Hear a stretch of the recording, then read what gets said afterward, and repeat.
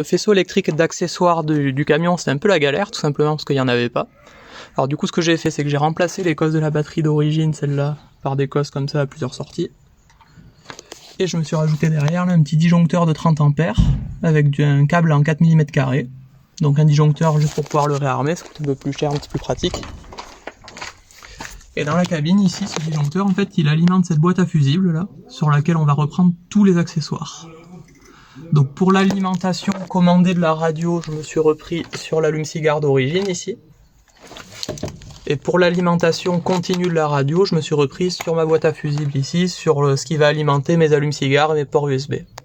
Donc j'ai un peu de chance quand même, parce que j'ai trouvé dans la notice le schéma de câblage de la radio. Donc vous voyez, là sur le schéma, on a le petit détrompeur ici, donc il faut le mettre dans ce sens-là, et on n'a plus qu'à le reproduire sur l'autre morceau du faisceau qui est juste là. En automobile, c'est fil souple, donc pince à sertir oblige. Voilà. Et pour le faisceau d'alimentation, on se retrouve dans la cabine et on fait la même chose. Donc là, on voit en gros que le rouge, c'est l'alimentation commutée, et le jaune, c'est l'alimentation continue. Donc voilà, j'ai préparé mon faisceau d'alimentation et on va câbler ça. Ce camion a enfin un faisceau de radio. Il n'y a plus qu'à poser la radio, les accessoires et tout le blabla.